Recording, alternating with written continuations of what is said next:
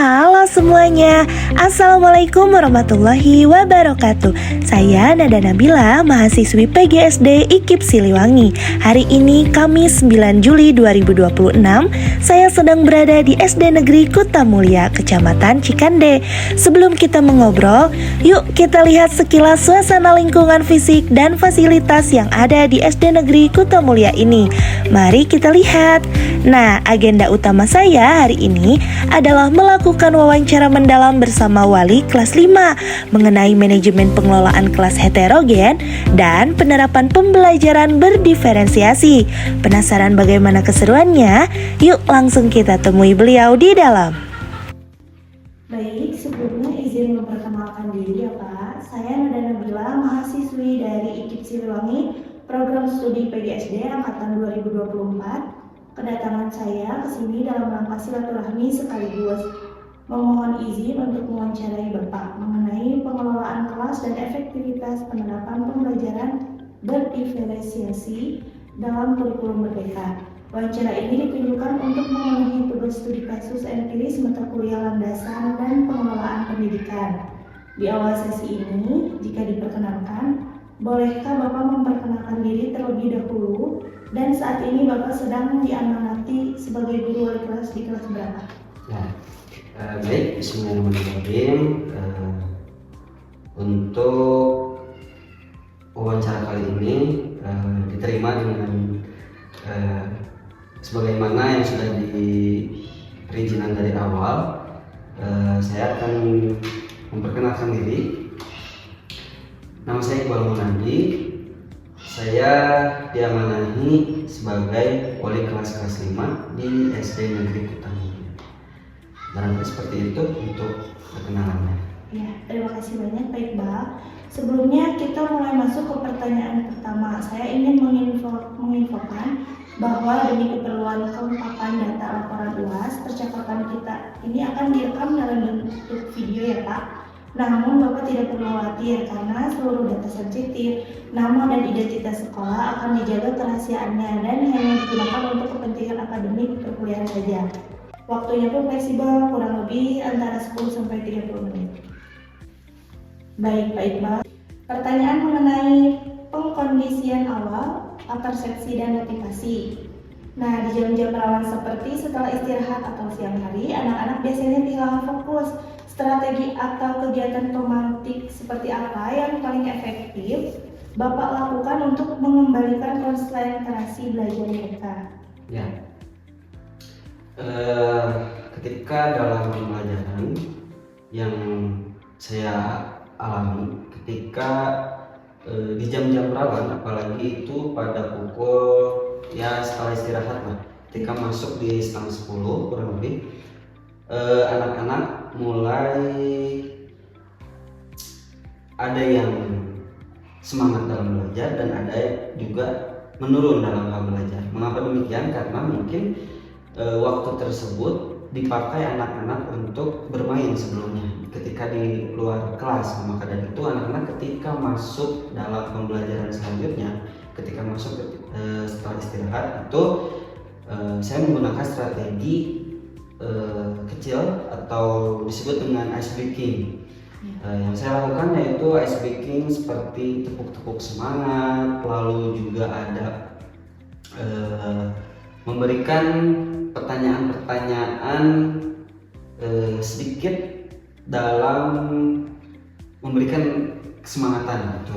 Dan juga ice breaking juga tidak hanya setelah masuk, nanti ketika setengah pelajaran mulai itu anak-anak diberikan ice breaking seperti itu. Barangkali strategi yang saya lakukan.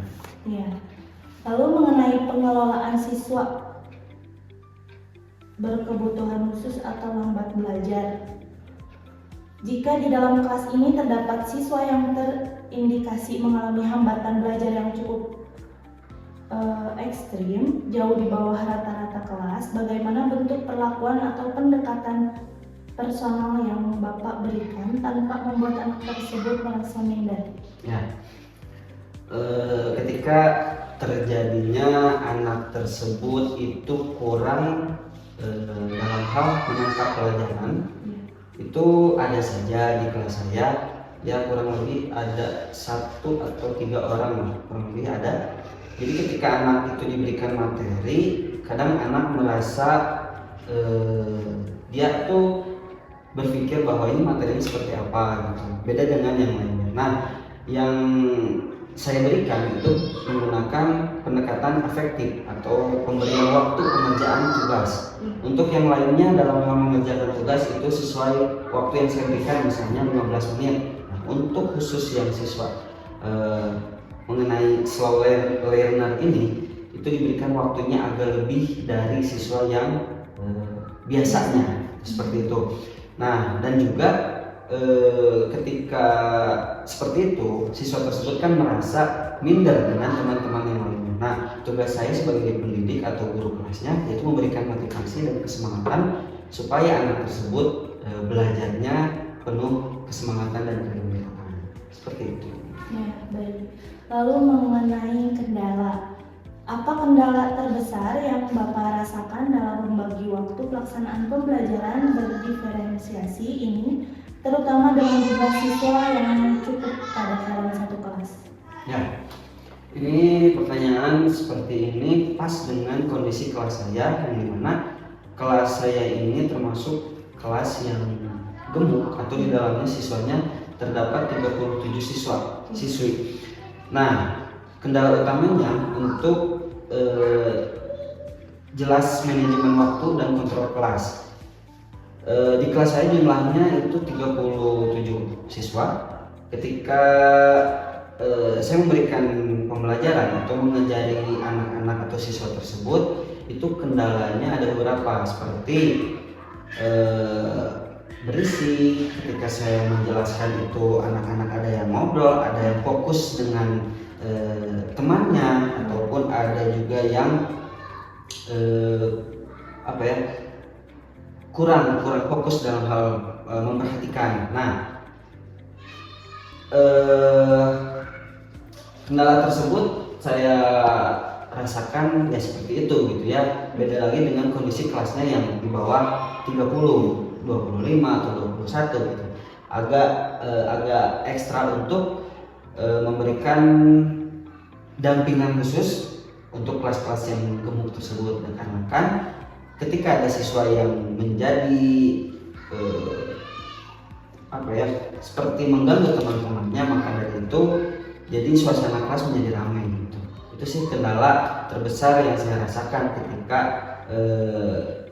pembelajaran berdiferensiasi. Ada tenaga ekstra untuk membimbing anak-anak tersebut.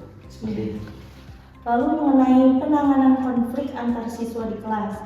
Nah, saat kerja kelompok atau bermain, gesekan atau pertengkaran kecil antar siswa kelas SD adalah hal yang lumrah. Bagaimana langkah Bapak sebagai manajer kelas dalam menyelesaikan konflik tersebut secara humanis berdasarkan kesepakatan kelas? Ya, untuk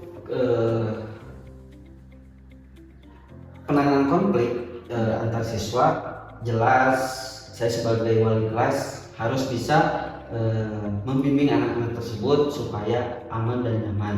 Apalagi sekarang itu sekolah itu mempunyai sekolah ramah anak gitu, yang dimana sering terjadi kasusnya pembulian ataupun ya cekcok antar teman seperti itu ya. Nah, hal-hal yang seperti itu banyak dirasakan, tidak hanya kelas saya ataupun kelas-kelas yang lainnya. Caranya saya memanggil kedua anak tersebut, apa penyebab mereka menjadikan pergesekan atau ya pertengkaran gitu. Nah, nanti dipisah antara siapa yang salah dan siapa yang menjadi korbannya. Nanti akan saya lakukan penanganan. Nah, ketika penanganan tersebut saya akan memberikan pelayanan-pelayanan khusus seperti kayak jangan mengulanginya, terus juga belum sampai ke tindak marah-marah gitu. Tapi ketika si siswa tersebut, seorang pelaku tersebut tidak kapok dengan hal-hal yang dia lakukan, seperti mengejek teman atau berkelahi pada temannya, saya akan melanjutkan ke jenjang yang berikutnya, yaitu pemanggilan orang tua. Dengan demikian supaya anak tersebut dapat memberikan efek jerak terhadap anak tersebut. Seperti itu penanganan konflik yang saya kerjakan. Ya. Lalu mengenai pelibatan orang tua dalam proses pembelajaran, Ya. pembelajaran di sekolah tidak akan maksimal tanpa dukungan di rumah. Bagaimana cara Bapak membangun komunikasi dan kolaborasi dengan orang tua siswa, terutama untuk mengabarkan perkembangan hasil asesmen formatif anak mereka? Ya. Untuk pelibatan orang tua itu sangat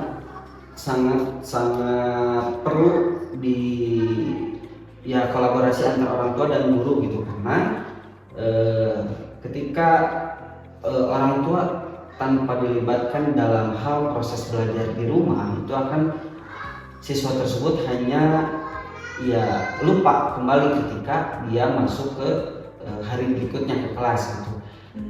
Dukungan seperti itu sangat harus dilakukan, karena kan apalagi sekarang adanya media grup WhatsApp seperti itu, lalu juga di mana ada wadah antara guru dan orang tua. Apa sih yang harus dilakukan orang tua di rumah ketika siswa tersebut atau anak tersebut diberikan tugas rumah dari sekolah gitu ya. Jadi jangan hanya ketika di rumah orang tua hanya menyuruh saja, tetapi orang tua itu mengajak dan membimbing ketika ada tugas yang diberikan oleh gurunya. Mungkin seperti itu, karena beberapa kasus di kelas itu ketika orang tuanya hanya menyuruh saja tanpa membimbing dan menjadi fasilitator di rumah, anak tersebut akan lupa ketika diberikan tugas atau pelajaran-pelajaran seperti itu. Ya. Lalu mengenai fleksibilitas penataan ruang kelas atau layout. Nah, kurikulum Merdeka sangat menyukai fleksibilitas. Apakah tata letak bangku dan meja di kelas ini diatur secara permanen atau Bapak sering merombak susunannya sesuai dengan jenis aktivitas pembelajaran yang sedang dilakukan? Ya, untuk fleksibilitas penataan ruang yang saya lakukan yaitu saya tidak hanya dari awal semester masuk baru anak-anak hanya itu saja gitu untuk penataan ruang fit.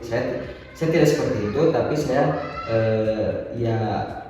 mengubah duduknya, sekalipun setiap harinya itu yang misalnya contoh seperti ruangan kelas atau duduknya seperti biasa, yang asalnya di depan ya nanti ke belakang, yang belakang rolling, sistem rolling. Nah nanti juga ketika berkelompok itu kadang di sistem temu gitu kayak 5 orang atau juga letter U supaya memudahkan dalam mereka bekerja kelompok gitu. Situ sih. Jadi saya tidak hanya itu aja. Jadi saya merubah atau fleksibilitas dalam hal tata ruang kelas. Mengenai pemanfaatan lingkungan luar kelas sebagai sumber belajar. Nah, pertanyaannya, dalam landasan sosiologis dan pedagogis, lingkungan sekitar adalah laboratorium terbaik. Seberapa sering Bapak mengajak siswa keluar dari ruang kelas untuk mengamati lingkungan sekolah sebagai bagian dari proses diferensiasi? Ya, untuk landasan sosiologis dan pedagogis lingkungan sekitar, yaitu emang seharusnya dilakukan oleh semua guru gitu ya. Untuk supaya jadi siswa itu tidak merasa bosan ketika belajar di kelas. Nah, yang saya lakukan ketika belajar di luar kelas itu saya dikatakan masih jarang dalam hal seperti itu, karena saya juga termasuk guru baru di sini, baru 2 tahun mengajar. Tapi yang saya lakukan itu ketika misalnya ada yang namanya waktu itu ada P5 yang dimana siswa itu harus belajar kebanyakan di luar kelas gitu ya. Seperti misalnya kemarin saya ngambil kayak pembuatan atau penanaman kangkung, dimana siswa itu nanti diberikan materi di kelas, setelah itu dia observasi keluar melihat dan praktiknya di luar bagaimana cara menanam kangkung tersebut. Jadi hitungan saya kurang lebih saya masih jarang dalam hal mengerjakan atau melatih anak-anak dalam hal pembelajaran di luar kelas. Lalu mengenai refleksi diri guru di akhir pembelajaran. Nah, pertanyaannya, selain memberikan asesmen kepada siswa, bagaimana cara Bapak melakukan refleksi terhadap performa mengajar diri sendiri setelah menutup kelas? Apakah melibatkan umpan balik langsung dari anak-anak? Ya, untuk refleksi itu sangat disarankan dan ya haruslah wajib refleksi, karena ketika saya memberikan materi dari yang saya berikan ya dari tujuan pembelajaran, nah di refleksi itu supaya mengulang kembali apa yang sudah saya berikan, materi apa yang saya berikan. Di situ nanti masih ada siswa yang yakin siswa tidak akan sepenuhnya mengerti gitu. Nah, diberikanlah pertanyaan-pertanyaan yang reflektif di akhir sesi itu. Saya memberikan pertanyaan-pertanyaan reflektif, misalnya bagaimana hal-hal yang paling seru yang tadi telah kalian lakukan, misalnya dari pembagian materi-materi yang sudah diberikan kepada kelompoknya. Lalu juga di refleksi itu diberikan pertanyaan-pertanyaan gitu, kayak kelompok ini mengajukan pertanyaan lalu diberikan ke kelompok yang lain, seperti itu, supaya si siswa tersebut tidak hanya menggunakan pertanyaan dari gurunya saja, tetapi muridnya juga memberikan pertanyaan dan menjawabnya, seperti itu. Lalu mengenai dampak beban administrasi terhadap kualitas mengajar. Nah, sebagai wali kelas, beban administratif tentu cukup menyita waktu. Bagaimana strategi Bapak membagi fokus agar urusan pemenuhan berkas administrasi tidak mengorbankan kualitas persiapan mengajar berdiferensiasi di kelas? Ya, untuk administratif ya tentunya menyita waktu banyak ya. Di sisi lain saya mengajarkan materi-materi untuk kepada siswa, di sisi lain saya juga harus mengerjakan administrasi kelengkapan guru. Nah, ketika mengerjakannya saya dipakai ketika ada waktu luang, misalnya ketika sebelum kayak misalnya sekarang nih setelah ujian beres gitu ya, di ujian UAS. Nah, itu sudah menyiapkan berkas-berkas gitu, jangan sampai nanti ketika di pertengahan itu terlalu banyak tugas dan akhirnya tugas administratifnya tidak terjalankan gitu. Jadi sebisa mungkin saya ketika ada waktu luang untuk mengerjakan administratif tugas guru, seperti itu. Lalu mengenai harapan terhadap kurikulum dan calon guru SD. Nah, pertanyaannya, melihat dinamika pengelolaan kelas di lapangan yang begitu kompleks, menurut Bapak, bekal atau kompetensi apa yang paling krusial dan wajib dikuasai oleh kami selaku mahasiswa calon guru sekolah dasar sebelum terjun menjadi wali kelas nyata? Ya, untuk dinamika pengelolaan kelas di lapangan yang begitu penting atau kompleks, saya sebagai wali kelas gitu dan Kak Nada sebagai mahasiswa yang akan nanti melanjutkan sebagai guru, itu yang paling krusial dan wajib dikuasai yaitu bagaimana kita sebagai guru itu intinya pertama harus sabar dalam membimbing anak atau memberikan pelajaran.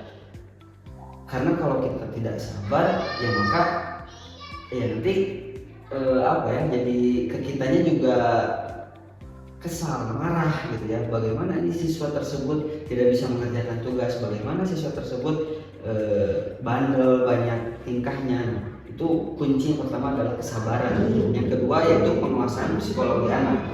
Nah, dimana psikologi anak itu kan anak berkembang dari yang asalnya dia TK itu kan dia tidak bisa langsung ke pelajaran SD, dia hanya bisa bermain, belajar menulis dan sebagainya. Ketika masuk di SD itu peran beban seorang guru SD itu dilatih bagaimana membimbing dia berhitung untuk dari guru kelas 1 hingga kelas 3 gitu ya, bagaimana dia membimbing menulis, cara menulis, membimbing bagaimana dia berhitung, membimbing bagaimana dia membaca gitu. Masuk lagi ke kelas atas Nah, di kelas atas yaitu dari kelas 4, 5, dan 6, guru tersebut itu mampu melanjutkan dari tugas-tugas dari guru 1 sampai ke guru kelas 3, yaitu dengan memberikan materi-materi, materi-materi yang lumayan begitu tinggi gitu dari kelas bawah. Tapi guru SD itu kan harus kreatif ya, harus dibuatkan media pembelajarannya gitu ya, intinya guru SD harus kreatif. Kita di sisi lain untuk memberikan pelajaran, kita juga harus bisa membuat alat pembelajaran gitu ya, media pembelajaran. Contohnya seperti kita belajar tentang IPA misalnya, dari kelas 5 kita belajar tentang diorama rantai makanan. Nah, diorama rantai makanan itu dibuatkan secara kreatif mungkin, gambarnya di print, lalu dibuatkan gambar yang menarik, ditempelkan nanti di atas styrofoam tersebut gitu. Supaya apa? Supaya anak tersebut senang dengan hasil karya tersebut dan tidak bosan gitu. Jadi kalau dulu kan di pembelajaran dulu itu guru hanya belajar dengan media ceramah saja. Untuk kurikulum merdeka itu guru dituntut untuk membuat media pembelajaran dan harus kreatif gitu. Itu mungkin tips yang saya berikan kepada Kanada yang akan melanjutkan nanti sebagai guru SD. Tadi yang saya sudah dijelaskan, kesabaran, lalu harus fleksibilitas berpikir gitu ya, lalu juga harus kreatif. Khusus di di SD itu gurunya harus kreatif ya, terkhusus ketika membuat media pembelajaran. Mungkin seperti itu. Baik, alhamdulillahirrahmanirrahim. Seluruh pertanyaan dari saya sudah terjawab dengan sangat lengkap dan luar biasa, Pak Iqbal. Saya ingin mengucapkan terima kasih yang sebesar-besarnya atas kebaikan, keramahan, dan kesediaan Pak Iqbal yang sudah meluangkan waktu berharganya di sela-sela kesibukan untuk saya wawancarai. Pengalaman, cerita, realita di kelas, dan ilmu praktis yang Bapak bagikan tadi benar-benar sangat membuka wawasan saya sebagai mahasiswa calon guru sekolah dasar. Semua penjelasan Bapak sangat berharga untuk penyusunan laporan studi kasus UAS saya. Sekali lagi, terima kasih banyak ya Pak Iqbal. Mohon maaf apabila selama proses wawancara tadi ada perkataan atau sikap saya yang kurang berkenan. Semoga Bapak selalu diberikan kesehatan, kelancaran dalam mendidik anak-anak di kelas, dan ilmu yang dibagikan hari ini menjadi amal jariah untuk Bapak. Kalau begitu saya izin pamit undur diri ya Pak Iqbal. Wassalamualaikum warahmatullahi wabarakatuh. Waalaikumsalam warahmatullahi wabarakatuh.